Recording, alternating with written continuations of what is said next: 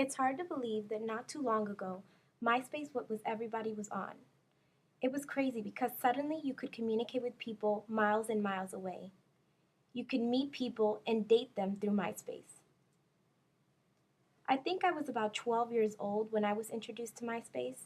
It started off as a joke because I had never heard of it. My mother had scared me with all these Lifetime movies about little girls who go on websites and pretend to be older women, and then they meet up with these older men and get taken advantage of. She would tell me to be careful with posting pictures on the internet because everyone in the world would then see them and do dirty things with my pictures. And then they would trace the pictures back to where I live and find me and kill me. So basically, my mother made the internet, and MySpace in particular, a site for sinners and porn stars. Before I realized that my mother was a liar, my curiosity still made me create a MySpace account with a fake password and screen name, which till this day I still do not remember. Which makes it difficult to delete the account considering the email I created it was also fake. Of course. My MySpace alias is Mickey Costa at mijente.com. I searched Puerto Rican models and found Mickey on Google. Wherever she may be, I owe her my MySpace experience. So thank you, Mickey. So my MySpace page started off very plain. I was still too scared to post pictures of myself because of what my mom had told me about the tracing pictures back to your house. So I mainly used MySpace to look at my friends' pages. All my friends had a MySpace. They would post relationship statuses and write messages to me. It felt like our own little world. Before MySpace, there were a few websites that started off the social networking craze, such as Friendster, Bebo, and Zanga. In 2001, a company called XDrive, which specialized in providing free online storage space for photos, music, and files, was experiencing some financial difficulty. It was here that the two creators of MySpace first met. Tom Anderson and Christy Wolf decided that they would start their own business and call it ResponseSpace. In 2002, DeWolf and Anderson sold ResponseSpace and decided to look for another line of business. They saw the potential of Friendster and decided to take social media to a new level.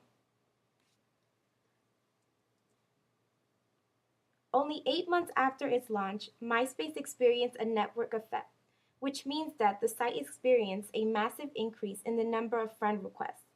The site targeted many musicians, artists, and actors and reflected the Southern California way of life. Rupert Murdoch, owner of News Corporation, recognized the advertising potential within MySpace, and in July of 2005, the company was sold to News Corp for $580 million.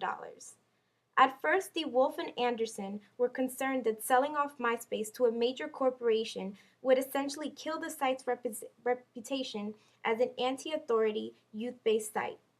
But they got over it and settled into their millions and freedom to explore other media outlets.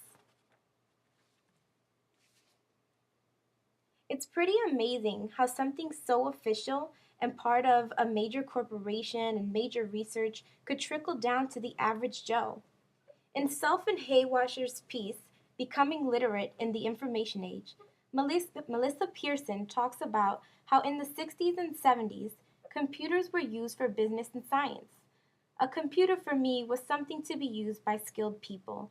It was so far out of my grasp. And now here I am, living in a world where computers are used by 10-year-olds. You don't have to be a rocket scientist anymore to figure out how to create a website or to own one.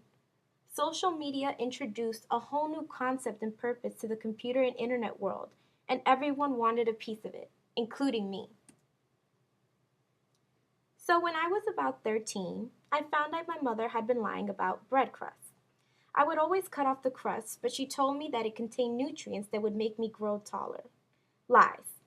So once I found this out, I figured she was lying about a lot of things, including MySpace. So I searched for the best looking picture of myself and put it right onto my page. At this point, I noticed my friends were getting so fancy with their pages. My friend Priscilla had her name in moving glitter letters. My sister had this background with a collage of pictures of all her friends. I was so jealous. After all, MySpace was a reflection of me and my personality. My page was sending a message that I was boring and not an adult, because all adults have glitter backgrounds, of course. So the next day I told Priscilla to make my page pretty. She didn't, but she told me that I could create my own page by looking up codes on Google. You could basically search for whatever you wanted on Google and find the URL or link and copy and paste it into your MySpace editing page. Now, this was before MySpace had its music options. You had to manually put the video onto your page. My first step was creating a better background. So I searched MySpace backgrounds on Google and found several websites. I went through pages and pages of backgrounds with different graphics, found, copied, and pasted the background code into my MySpace editing page under the background options on the menu bar. After this, I thought that that was all I had to do. My page looked fresh until I went back to Priscilla's page. She had pink letters.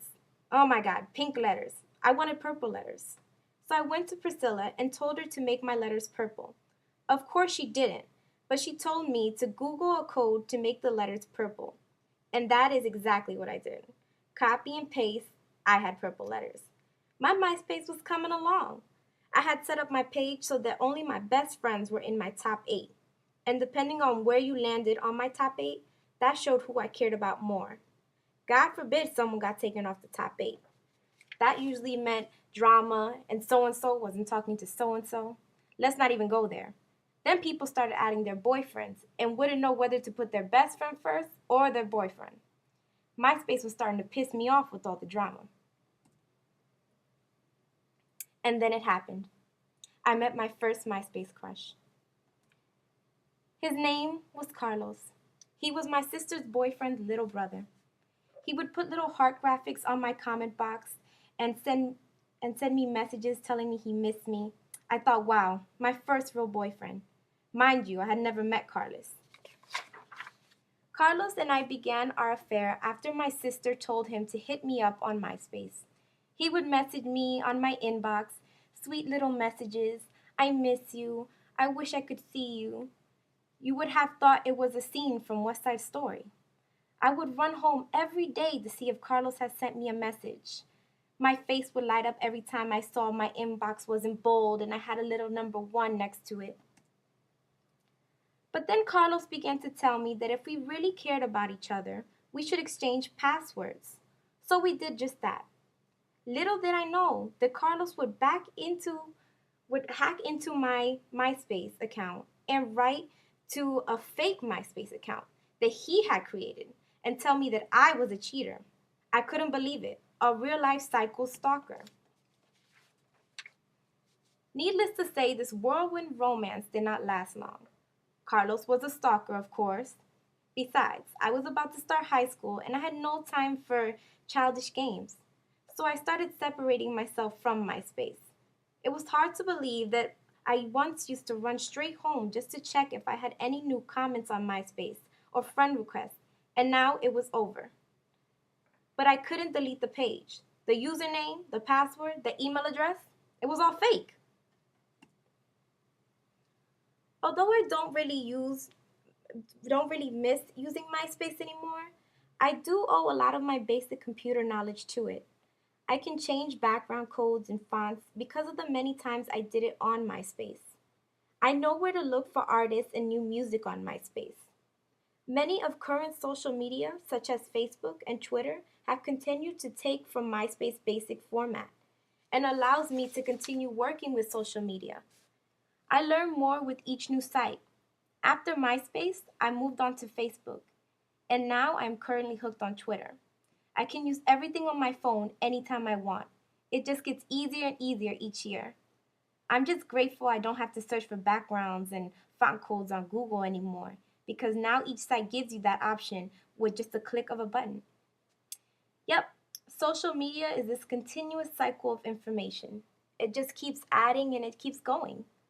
But one thing's for sure, I've stayed away from online relationships. I only date real people now, in person.